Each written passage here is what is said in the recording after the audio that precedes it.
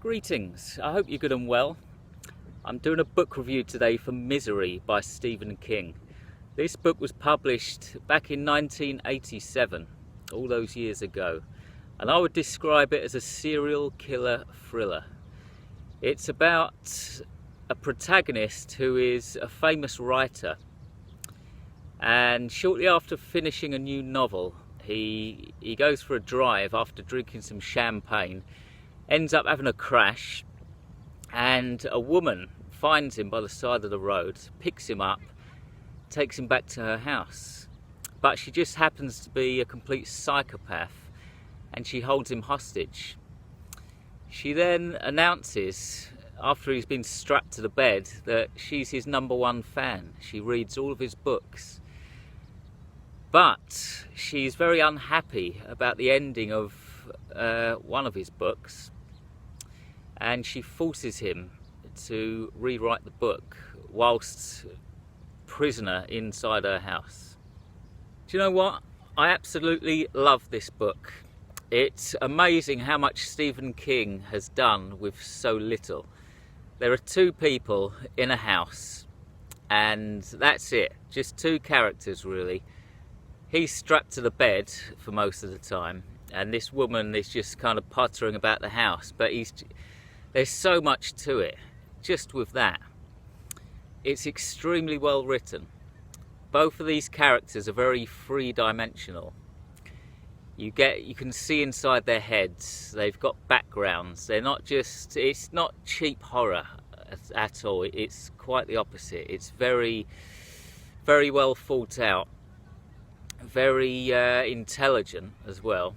Especially Annie Wilkes. She's like a very scary character to read about. And I generally felt as though I was in safe hands all throughout the book. I felt as though I was being guided along by a very talented storyteller. But page after page, I wasn't bored at all. It scared me, it disturbed me, which is good. It's a horror novel after all.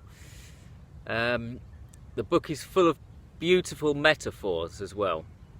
One that sticks out for me is Annie Wilkes is described like standing over the bed speaking to him, and there's a nice bright smile on her face, but of course she's a psychopath, and the main protagonist says something wrong, and of course it upsets her, and the smile vanishes from her face, and it's described like her smiling face is like this beautiful sunny meadow with flowers growing and blue sky, but when her face drops, it's like the sunny meadow parts in the middle, and all of a sudden there's this black crevasse that goes down in the middle of the sunny meadow. Beautiful metaphors like that really helps with the atmosphere, and just helps with the sense of unease that goes all the way through the book. Thank you for making it to the halfway point of this video. This is a quick message to let you know that I have a range of horror and science fiction books available, and most of them are completely free. If you enjoy my videos, you might also enjoy my stories. It's also a great way to support my work. Read one of my books for free, leave a review for it, and you'll be helping me to grow as an author and a book reviewer. And if you want exclusive updates about my upcoming publications, consider joining my mailing list. You'll also receive a free audiobook for doing so. All of the links are in the description box below. Now, back to the video. Misery is actually a good book for writers to read. If you're an aspiring writer or an author, you should read Misery, because the main protagonist is a writer, and so at certain parts during the book, the protagonist muses about a certain he thinks about the writing process, and you get certain insights into story writing and how it feels to write a book and stuff like that. And it's also touched upon this certain point that I'm very well aware of. he talks about how there are bestsellers and then there are good books, and they're two very different things. A bestseller is a commercial book. It's a book that doesn't have many shocking scenes in it.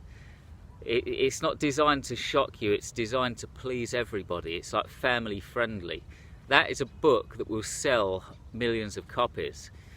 And then there are good books. There are books that are full of like shocking stuff, full of edgy material. And a book like that will not sell millions. So a bestseller, it's this bloody art versus business idea. It's this commercialism thing. It's like this huge predicament that any kind of artist will face. You know, do you create the art you want to create, or do you create fluffy commercial stuff that will sell and make money? That's touched upon in the book, and I appreciated that. And it made me want to write. You know, halfway through this book, reading these insights and reading this fantastic story, it really gave me some enthusiasm to finish a certain story that I'm writing. So yeah, it's good. It's a writer's novel. If you're a writer, read Misery. Negatives. What bad things can I say about Misery? Well, I didn't enjoy the manuscript scenes. As I mentioned, the Annie Wilkes character forces him to rewrite one of his novels. She buys him a cheap typewriter, like an old school typewriter. There are keys missing, and he has to sit in his chair with like two broken legs rewriting this bloody novel. And you actually get to read what he's written. Misery, by the way, is a character in one of his books. It's a main protagonist in one of his books, and he rewrites this story.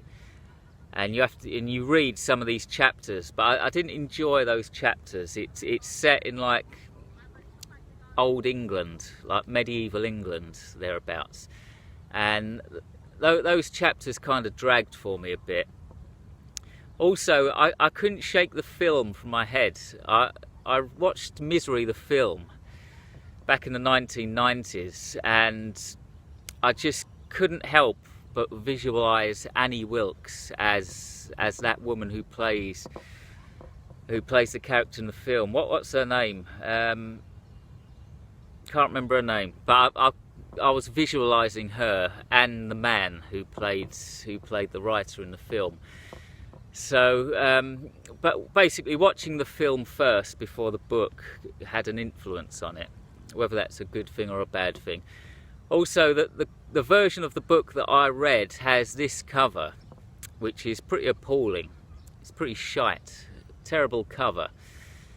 But yeah, these are the negative things that I could kind of say about the book. Bad cover, and the manuscript scenes were a bit long and dragging. Shocking scenes in the book. Well, there's a certain scene where Annie Wilkes gets him to drink a big tub of soapy, dirty water. That's one scene, and it's very well written, like all the other scenes. There's another scene where Annie Wilkes appears by his bedside holding a rat, and she literally squeezes this rat to death. And it's described that the rat's eyes pop out of its head and blood starts oozing from its body. She just squeezes a rat to death. That was a shocking scene. Another shocking scene is where Annie Wilkes actually cuts off one of his feet with an axe. And this is one of the differences between the book and the film. In the film, she famously puts that block of wood between his ankles, and she hits one of his ankles with a hammer, or both of them. But in the book, she actually gets an axe and chops off one of his feet. And she also cuts off one of his thumbs in the book as well, which is quite a bad thing for him because he has to write this bloody novel again. Also, another thing. The Shining is actually referenced in this book.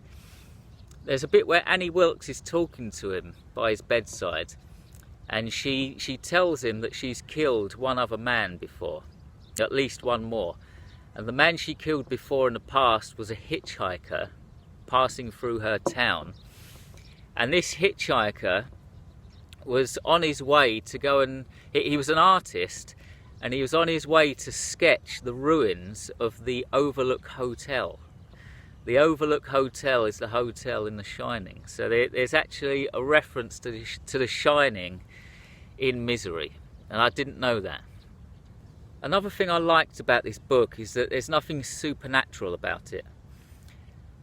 That's the thing about Stephen King. I tend not to read that many Stephen King books because his stuff always seems to have a psychic in it. There's always a psychic in one of his stories, and you can kind of tell that he believes in supernatural stuff or spiritual stuff.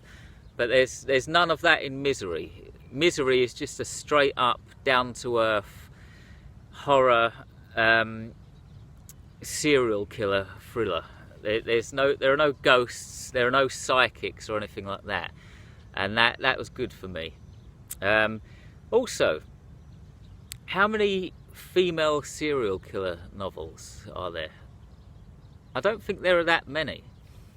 Most serial killer characters are men, like American Psycho and stuff. I can't actually think of... There's a film and a book called Audition, which is Japanese, where a woman kills people. But there are not many. Let me know in the comments section, because there might be some that I just don't know about. But I can't think of many female serial killer novels. But this is one, and it's a very good one. So for that reason, it's also quite unique.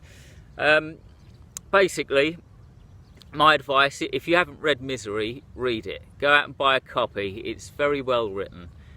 I haven't read all of Stephen King's novels, but I've read a few, and this is the best one I've read.